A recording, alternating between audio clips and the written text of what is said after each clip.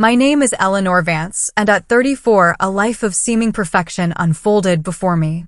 10 years of marriage to David, a beautiful home in Seattle, and a thriving career as a marketing executive for a tech company formed the bedrock of my existence.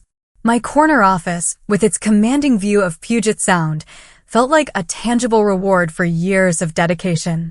This meticulously built world, however, shattered in an instant. Opening our bedroom door, I witnessed David in bed with my younger sister, Sarah. The subsequent divorce was a raw and agonizing ordeal. I severed all ties with my family, the very individuals who should have offered unwavering support.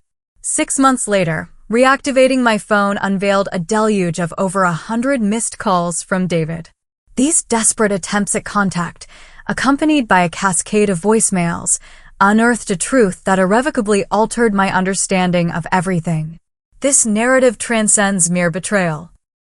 It chronicles a profound journey toward reclaiming freedom and meticulously reconstructing a life authentically my own. Growing up in Portland, Sarah and I shared a close bond despite our 4-year age difference. I assisted her with homework, imparted makeup techniques, and defended her against schoolyard bullies.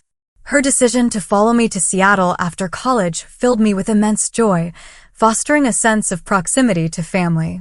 Weekends became an opportunity for exploring the city, traversing hiking trails, and cultivating our adult relationship. The thought that she would ultimately orchestrate my heartbreak never even registered. My introduction to David Reynolds occurred at my college friend Lisa's wedding, where he served as the best man and I as a bridesmaid. During the reception, a dance invitation coincided with the band playing my favorite song. His confident smile and an intense gaze that suggested I was the sole focus of his attention quickened my pulse.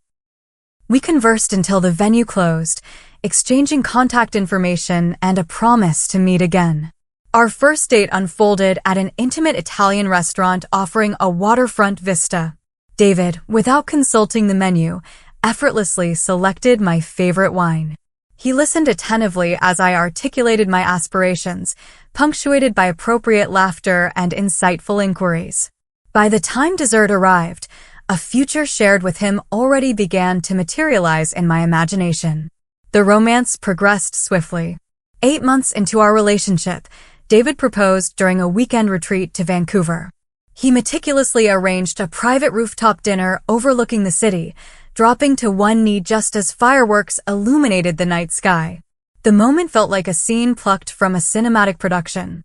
I accepted without hesitation. Our wedding embodied every childhood dream. 300 guests assembled at a historic estate nestled outside Seattle. I wore an off-shoulder lace gown that imbued me with a sense of regality. Sarah, as my maid of honor, meticulously arranged my train before my walk down the aisle. During her speech, she tearfully expressed her hope of one day finding a love mirroring mine. The bitter irony of those pronouncements would echo hauntingly through the years that followed.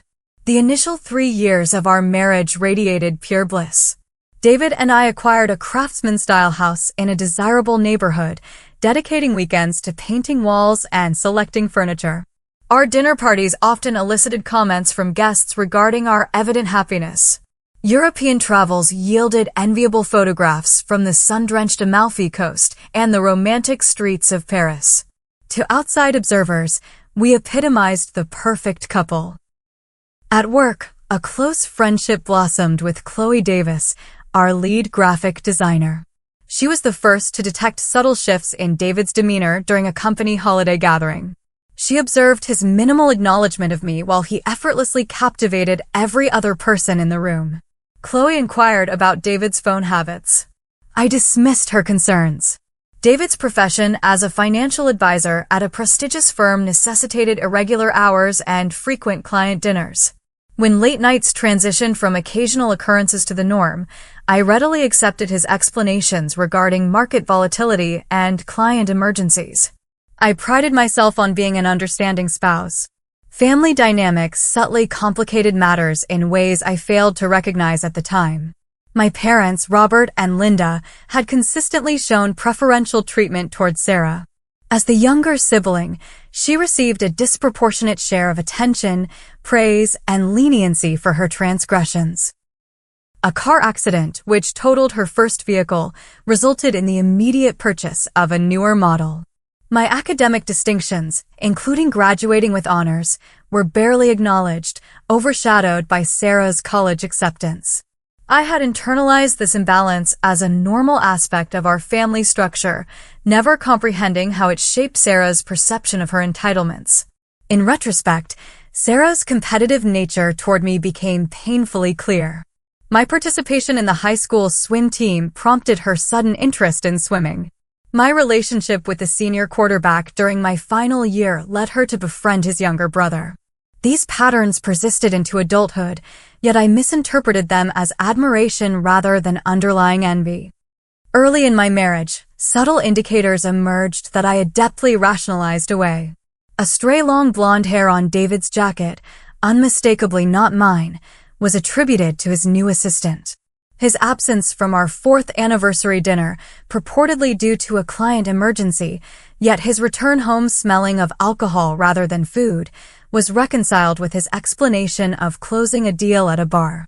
A lipstick smudge on his collar 6 months later was dismissed as a consequence of hugging his mother goodbye after Sunday brunch. Sarah's presence in our lives escalated after the dissolution of her long-term relationship with Tom. She began to appear at our house unannounced, often coinciding with my late work hours. Direct calls to David for planning purposes bypassed me entirely. At the time, I perceived my sister and husband's camaraderie as a positive development. I never fathomed their deepening connection was forged at my expense. The initial tangible evidence of underlying issues presented itself on a rainy Tuesday evening. David had left his phone on the kitchen counter before showering. A notification, simply labeled S, flashed across the screen with a message indicating recent intimacy and future anticipation. My hands trembled as I attempted to access the device, but it was secured with an unfamiliar passcode. The realization that David had recently locked his phone was unnerving. I returned the phone to its original position, heart pounding and feigned engrossment in a book when he emerged from the bathroom. 2 weeks later, David announced his attendance at a financial conference in San Diego. He meticulously packed his finest suits and the expensive cologne I had gifted him for Christmas. The morning following his supposed departure, a spontaneous call to his purported hotel revealed no guest by the name of David Reynolds. That evening, he called from what he claimed was his hotel room, elaborating on conference sessions and an ocean view. I listened in silence, each fabricated word solidifying the devastating reality of my husband's deception. I questioned his account of the keynote speaker. He offered a detailed and convincing response. Upon his return 3 days later, tanned and relaxed, I confronted him with my discovery. His expression abruptly shifted from feigned surprise to outright anger. He accused me of surveillance, claiming a last-minute conference relocation to Los Angeles, a detail he withheld to avoid what he termed my overreaction. His explanation, tinged with a semblance of plausibility, led me to apologize for my doubt. Only later would I recognize this as a classic tactic of gaslighting, but in that moment, I felt like the unreasonable party. The subsequent week, during lunch with Chloe, I confided my growing suspicions. She advised me to trust my intuition. That evening, Sarah invited herself over for dinner. During the meal, I obliquely mentioned my concerns, hoping for sisterly solace. Sarah's response, as she swirled her wine, suggested that hardworking men needed space and that I could be overly controlling. Her defense of David seemed peculiar, yet I attributed it to her typical inclination to play devil's advocate. A month later, while doing laundry, a faint, unfamiliar perfume, a distinctive floral scent with vanilla undertones, lingered on David's dress shirts. I recognized it as Sarah's signature fragrance, but convinced myself he had simply embraced her during one of her frequent visits. As marital tensions escalated, I proposed couples counseling. David reluctantly assented, but consistently sabotaged our sessions by arriving late, responding to texts during appointments, or dismissing the therapist's suggestions. After 3 unproductive sessions, he refused to continue, snapping that the only marital issue was my paranoia. Around this period, David became obsessively protective of his electronic devices. All passwords were changed, his phone accompanied him into the bathroom, and his laptop was secured in a locked briefcase. My inquiries into this behavior were met with accusations of invading his privacy. My 34th birthday unfolded amidst this deepening cloud of suspicion.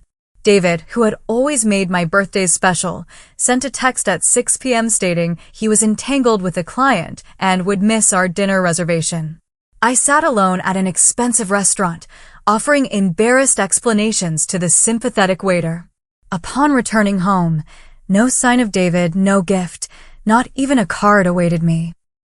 The emotional chasm between us widened. Physical intimacy became a rarity, David always claiming exhaustion or stress. Conversations devolved into mere logistical planning. Any attempt to discuss our relationship prompted his immediate departure from the room or the house. Desperate for external perspective, I contacted my parents. Their response was chillingly dismissive. My mother suggested that all marriages face challenges and that David was a good provider, advising against disturbing the status quo. My father was even more direct, labeling me as overly dramatic and asserting that David was the best thing that had ever happened to me, cautioning against driving him away with baseless accusations. Their responses left me feeling profoundly isolated, unaware that they had already aligned themselves in a conflict I was just beginning to comprehend. David's gaslighting reached its apex when he recommended psychiatric intervention. After discovering a hotel receipt in his jacket, I confronted him during breakfast. He calmly suggested I was experiencing a breakdown, attributing my suspicions to delusions, and even arranging an appointment with a specialist in paranoid disorders. For a fleeting moment, I almost believed him. Perhaps I was indeed losing my grip on reality. Perhaps the evidence I had amassed was merely a series of unfortunate coincidences. The doubt he skillfully sowed was so potent that I actually noted the doctor's information. That afternoon, Mark, the private investigator, delivered news that snapped me back to reality. He presented photographic evidence of David entering a hotel with a woman. Although the images lacked definitive clarity for identification, the woman's height and hair color precisely matched Sarah's. That evening, I began meticulously documenting every detail for what I now understood was an inevitable divorce. I established a secure email account, forwarding financial records, photographs, and investigator reports. I discreetly consulted with a divorce attorney, recognizing that meticulous preparation was my only advantage in the looming storm. The burden of these secrets was immense, yet I was unwilling to confront David until irrefutable proof was undeniably in my possession. That proof would materialize sooner and with a devastating impact I could not have foreseen. The day that irrevocably altered my life began unremarkably. I was scheduled to fly to Chicago for a 3-day marketing conference, my packed suitcase by the door. David appeared unusually cheerful as he bid me farewell, promising to manage affairs in my absence. Just as my Uber arrived to transport me to the airport, my phone rang. The conference organizer apologetically informed me of a postponement due to a severe weather system approaching Chicago. All flights were canceled, and the conference would be rescheduled for the following month. I dismissed the Uber and returned my suitcase indoors. Initial disappointment regarding the lost professional opportunity quickly gave way to a new realization. David was unaware of my trip's cancellation. For the first time, I held the element of surprise. Rather than informing him of my unexpected stay, I decided to take a personal day. The morning unfolded at a spa, where I indulged in my first massage in months, allowing myself a few hours of serene solitude. As afternoon approached, a thought materialized, surprising David with dinner from our favorite restaurant. Perhaps, away from the accumulated tension in our home, we could engage in an honest dialogue about our marriage. I stopped at Giovanni's, ordering all of David's preferred dishes, osso buco, truffle risotto, and tiramisu for dessert. The owner, a familiar face, seemed pleased to see me appear more relaxed than during recent visits. He commented on the effort required in marriage and the beneficial role of good food. I drove home with a peculiar blend of hope and apprehension settling in my stomach. As the house came into view, Two vehicles were visible in the driveway, David's Audi and a familiar white Volkswagen belonging to Sarah. My sister, according to a recent text, was supposedly visiting our parents in Portland that week. I parked on the street and approached the house silently, the forgotten food still in the car. Using my key, I opened the front door with utmost care.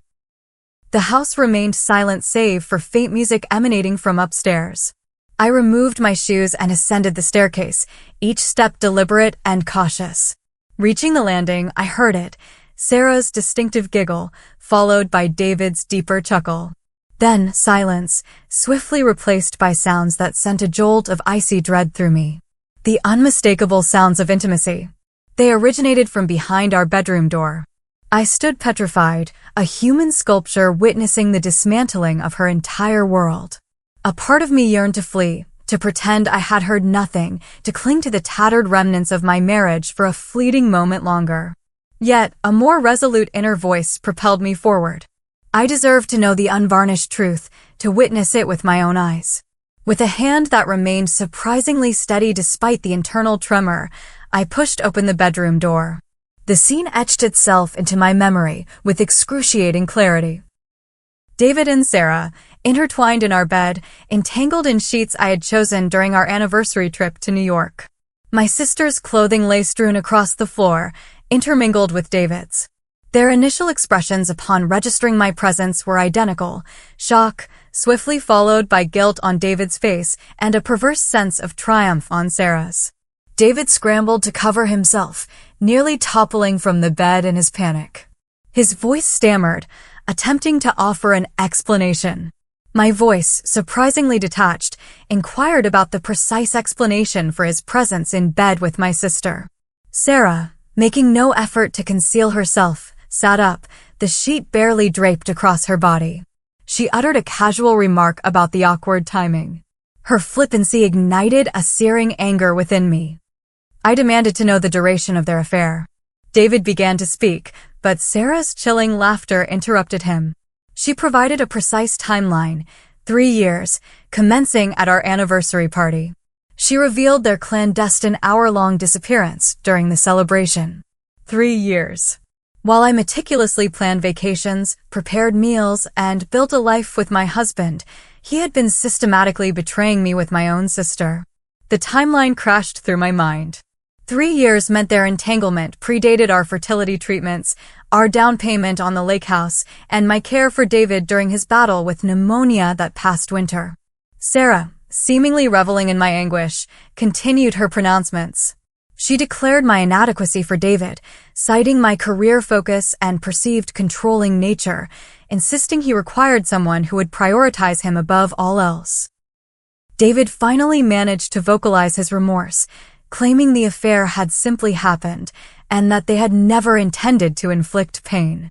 I questioned the spontaneous nature of a 3-year-long affair, demanding to know if it also spontaneously occurred during his hotel rendezvous with her or his purchase of her sapphire earrings from our joint account. Their expressions confirmed the investigators' findings. I retrieved my phone and contacted my parents, the 2 individuals who should have been my staunchest allies. I instructed them to come over immediately, declaring my intention to remain until they witnessed the scene for themselves. They arrived 20 minutes later, by which time David and Sarah had dressed and relocated to the living room. I sat in a chair opposite them, unwilling to utter further words. Upon my parents' entry, their initial concern transmuted into discomfort as they surveyed the situation. My father demanded an explanation, his gaze sweeping between the 3 of us. I calmly stated that I had returned home early from my trip to discover them in bed together, and that Sarah had admitted the affair's 3-year duration. I anticipated shock, outrage on my behalf, and the parental protection that had been conspicuously absent throughout my adult life. Instead, my mother emitted a heavy sigh and seated herself beside Sarah, who had commenced weeping on cue. She began to lecture me on the complexities of marriage and the possibility of my insufficient attentiveness. The unspoken accusation hung heavy in the air. This was, somehow, my fault. My father cleared his throat, urging against rash decisions and suggesting the possibility of reconciliation if all parties were willing. It became horrifyingly evident that they were actively attempting to mitigate my husband's affair with their younger daughter. The betrayal transcended David and Sarah, encompassing the two individuals who should have shielded me from precisely this kind of pain. Something within me fractured in that precise moment, the final tether connecting me to these individuals who shared my lineage but not my values. A peculiar serenity enveloped me as I grasped the profound isolation I experienced in a room of 5 people. I rose, collecting my purse and keys. I informed David of my departure to a hotel and stipulated that he had until the following evening to remove his belongings from the house, reminding him of my sole ownership given his poor credit score for the mortgage. My mother protested, accusing me of overreacting and emphasizing the importance of family unity. I looked at her, perhaps with true clarity for the first time in my adult life. I questioned her teachings on family unity in light of Sarah's actions. Without awaiting a response, I exited the door and drove to the nearest hotel, checking in with mechanical efficiency. In the anonymous stillness of room 347, I finally allowed myself to succumb to the full weight of the revelation. Sobs came in violent, uncontrollable waves, bending me double on the generic floral bedspread. I wept until tears no longer flowed, until my throat was raw and my eyes swollen shut. At midnight, a gentle knock revealed Chloe, her face etched with concern. She explained her arrival, armed with drugstore provisions, ice cream, pain relievers, and my favorite face masks. She sat with me as I recounted the entire horrific scene, offering silent support and tissues as needed. Chloe finally asked about my next steps as dawn illuminated the thin hotel curtains. I took a deep breath, surprised by its unexpected ease. I declared my transformation into a new individual, liberated from a cheating husband, a backstabbing sister, and enabling parents. As sunlight flooded the room, a surprising flicker of relief ignited within me. The pervasive suspicion, the manipulative gaslighting, the constant second-guessing, all had ceased.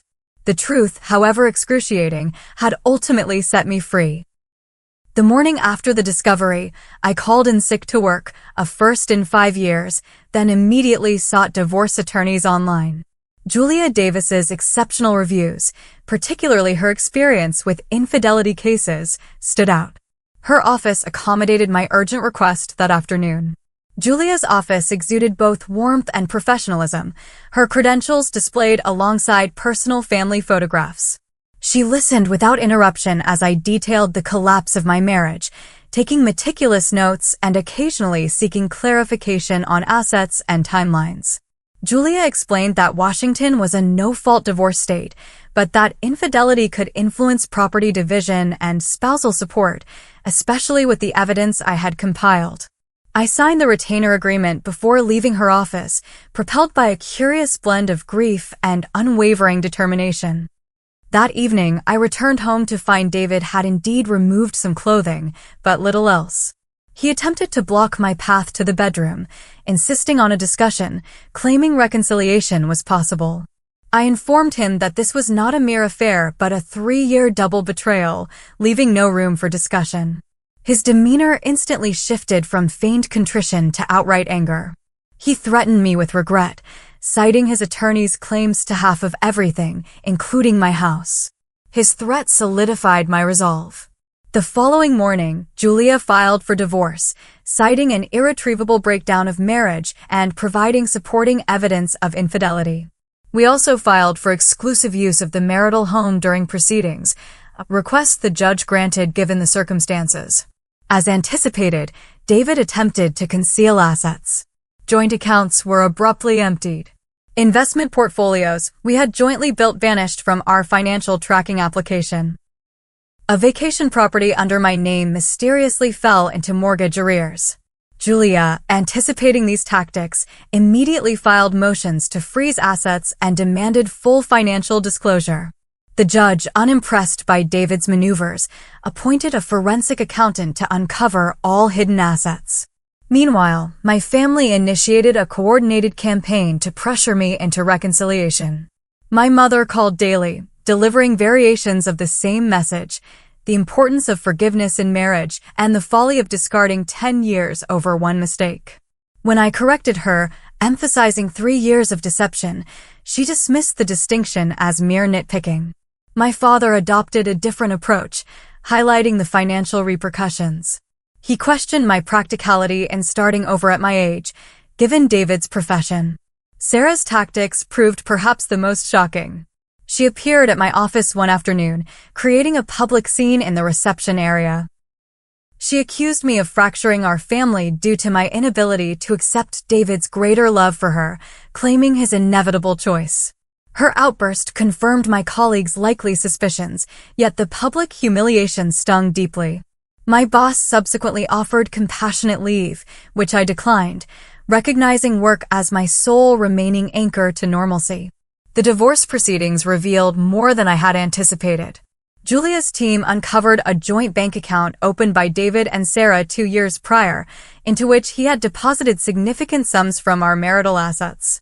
They had researched real estate in California, evidently planning a future together, either after David mustered the courage to leave me or I conveniently relinquished the marriage due to his manufactured incompatibility.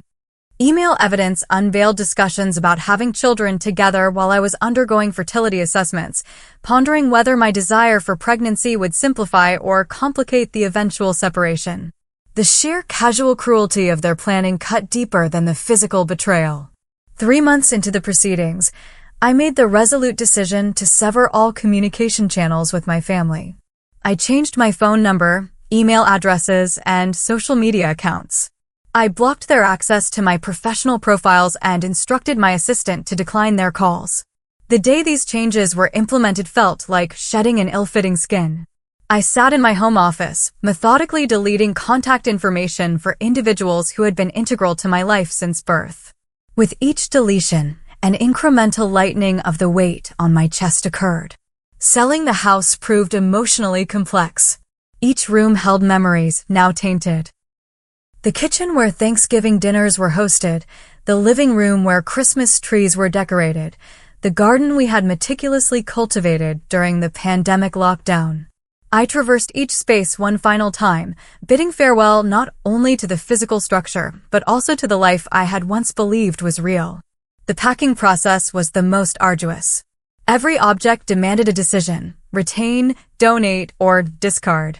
Wedding photographs immediately found their way to the trash. A handmade quilt from my grandmother, who had passed before witnessing this family implosion, was meticulously wrapped for preservation. David's abandoned belongings were boxed for donation, providing unexpected satisfaction in discarding the designer suits he had so prized. 6 months after the day of discovery, we confronted each other in court for the final divorce hearing. David had visibly lost weight, his once tailored suit now hanging loosely. He avoided my gaze as the judge reviewed our settlement agreement. Thanks to Julia's adept representation and the overwhelming evidence of David's financial misconduct and infidelity, the judge ruled predominantly in my favor. I retained most of our liquid assets, my retirement accounts, and received the proceeds from the house sale. David's attempts to claim half of my company's stock options were denied, citing his documented asset concealment. As the judge formally dissolved our marriage, I experienced no triumph, only profound relief. In the courthouse hallway, David attempted one final conversation. He claimed he never intended for any of it to happen. I responded that he ensured it happened nonetheless for 3 years, and then walked away without looking back. My final confrontation with my parents took place at their home the following weekend. I arrived with a small box containing childhood mementos I wished to keep. School awards, my first ballet shoes, photographs predating Sarah's birth. My father questioned my resolve, asking if I was truly discarding my marriage and now my family. I calmly stated that I had discarded nothing and that they had chosen Sarah over me long before her entanglement with my husband, and that this simply made it official. My mother began to cry, a performance that once would have eroded my resolve.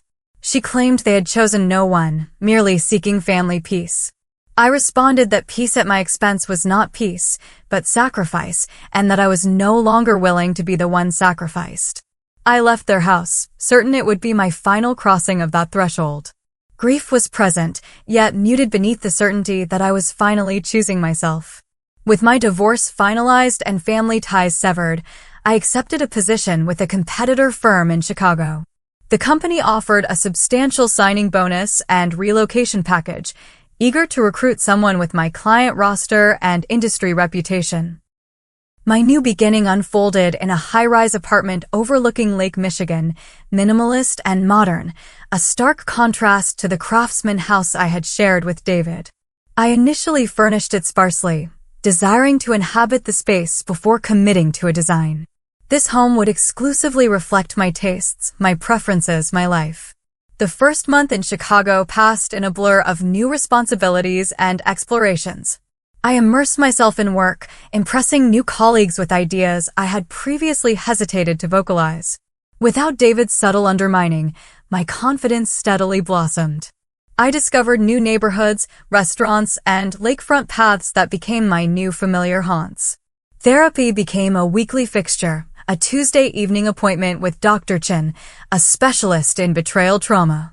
She helped me understand that grief for my marriage and family was a natural process, even when their loss ultimately proved beneficial. She explained that I was mourning who I believed they were, and that such grief was valid, even in recognizing a different reality. Establishing friendships in a new city at 34 proved challenging, yet not insurmountable.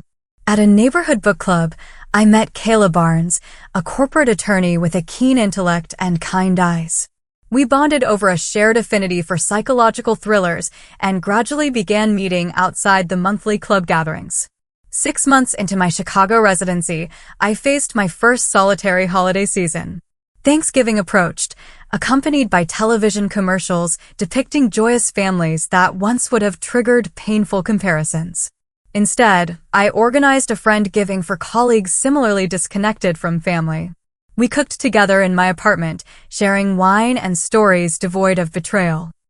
As Christmas decorations appeared throughout the city, Kayla extended an invitation to join her family celebration. She assured me there was no pressure, but that no one should be alone on Christmas unless by choice.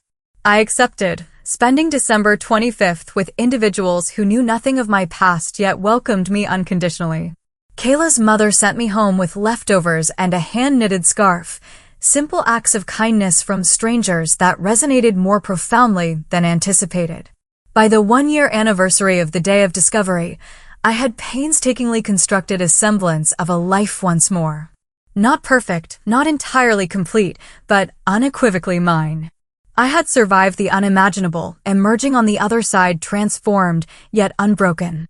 Little did I know that the narrative was not yet concluded, and its final chapter would commence with over 100 missed calls. Precisely 1 year and 2 months after my departure from Seattle, my professional life had stabilized into a successful routine. I led a team of marketing specialists at the Chicago firm, my West Coast experience injecting fresh perspective into their campaigns. That particular Tuesday commenced with a crucial client presentation, meticulously prepared over several weeks.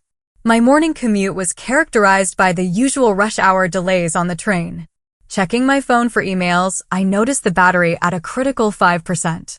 I had forgotten to charge it overnight after a late call with our California office.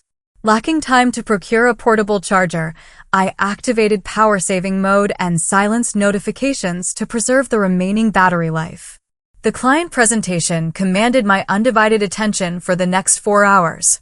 Our team proposed a comprehensive rebranding strategy to a healthcare conglomerate seeking to revitalize its image after a merger.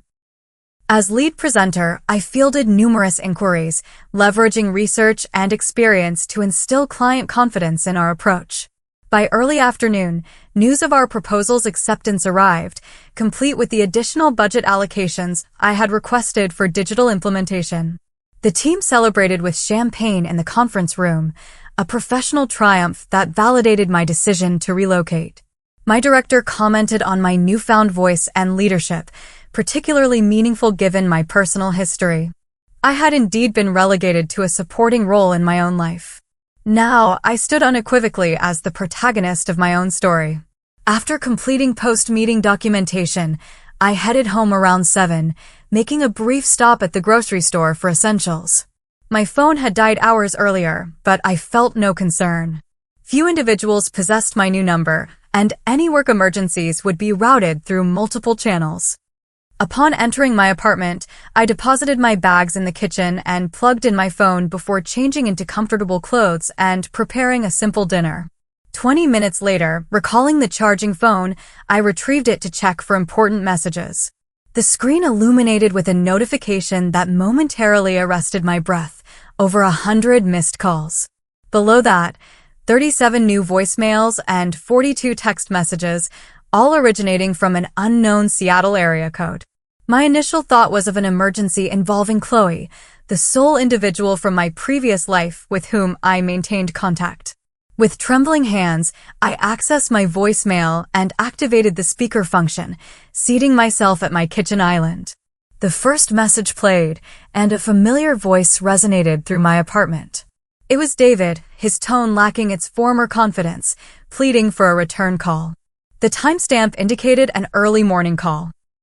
Subsequent messages, spaced minutes apart, conveyed increasing desperation, emphasizing the urgency and the truth I deserved to know. By the fifth message, his tone had shifted to one of profound despair.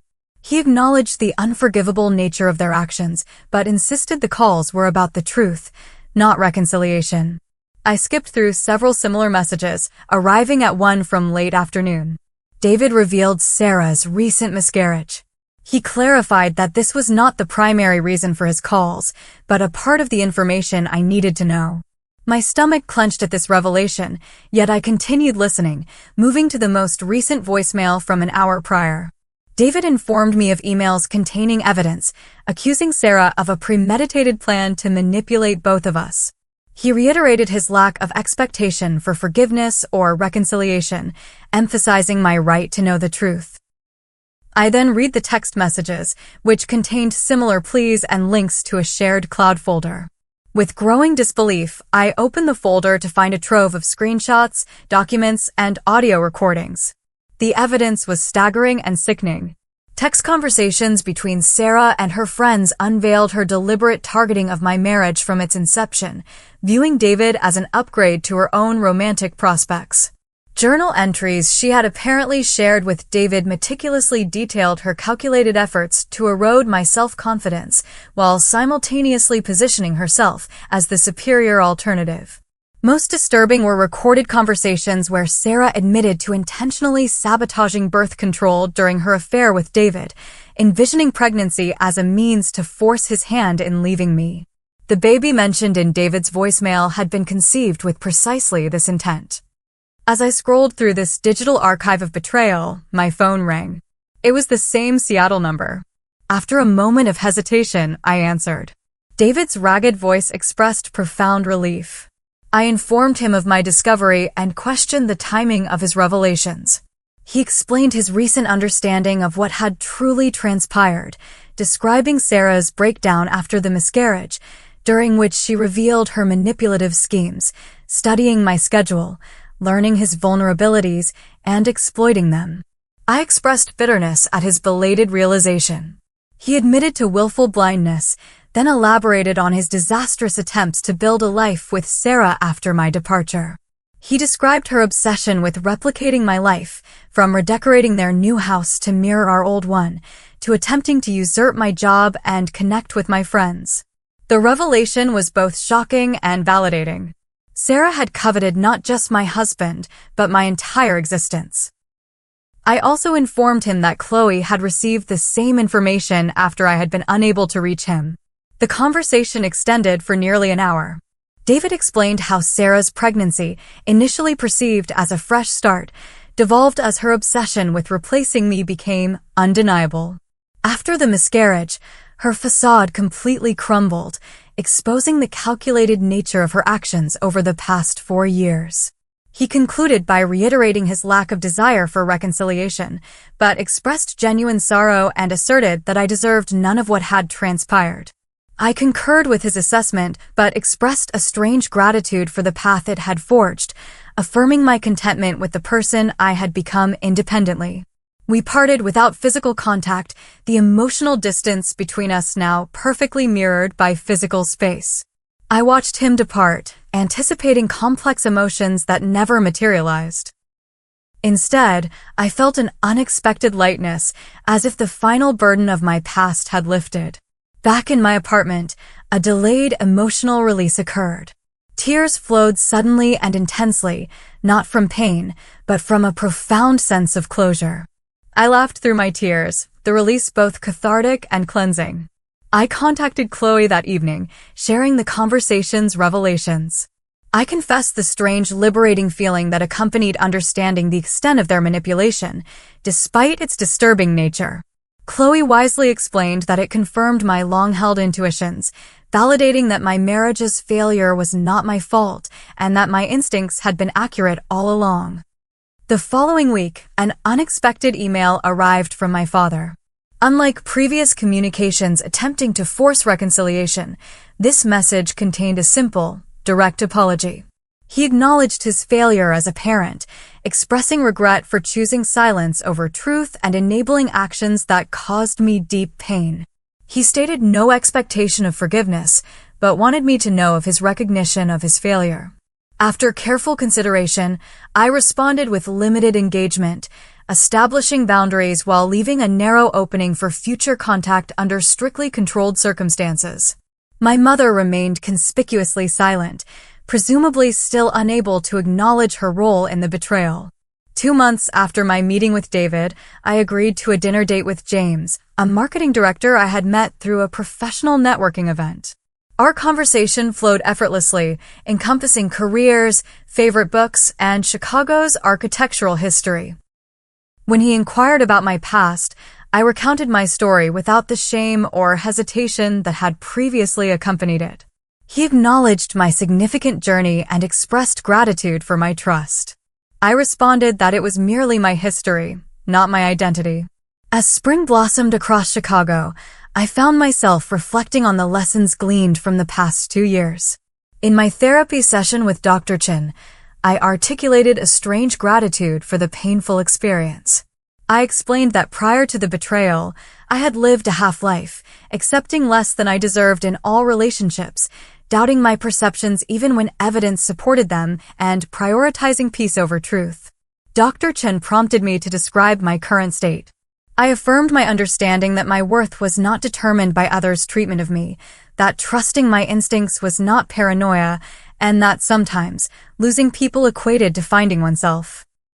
During a solitary weekend in my apartment, I composed a letter to myself, documenting these profound realizations. I detailed the warning signs I had disregarded, the red flags I had dismissed in the name of family loyalty or marital commitment. I acknowledged the growth that had emerged from pain, the strength discovered through sheer necessity. The letter concluded with a powerful affirmation. I had survived the unimaginable, emerging not merely intact, but expanded. The betrayal, intended to diminish me, had ultimately unveiled my profound capacity for resilience. I resolved to trust this evolved version of myself, a self that understood genuine love never necessitated self-erasure. My inherent worth was never the question, it was always their capacity to recognize it. 3 weeks later, I received a promotion to Executive Creative Director, the culmination of work that had become increasingly innovative and authentic since my relocation. During my acceptance speech at the company dinner, I found myself unexpectedly emotional. I spoke of professional growth often arising from personal challenge, acknowledging the collapse of my life 2 years prior and expressing gratitude for that collapse as it forced me to rebuild upon a stronger foundation. Looking back, the over 100 missed calls that once seemed so ominous now represented the final component of my healing journey. They provided answers to lingering subconscious questions, confirmed the accuracy of my instincts, and liberated me from any lingering self-doubt regarding my role in my marriage's demise. The path of healing is rarely linear. Some days still bring echoes of the past, moments of unexpected anger or sadness. Yet, these moments no longer define me or dictate my future. They are simply emotional weather patterns, acknowledged and permitted to pass without judgment. If you are currently navigating your own experience of betrayal, know that not only is survival possible, but profound transformation awaits on the other side of pain. Trust yourself, even when others attempt to undermine your perceptions. Safeguard your peace, even if it necessitates establishing challenging boundaries. Construct a life that authentically reflects your true self, rather than others' expectations. Your story is not concluded simply because a significant chapter has ended. Often, the most beautiful chapters unfold after the most painful ones. I offer my deepest gratitude for bearing witness to my journey, and I extend wishes of strength and healing on yours. Please subscribe.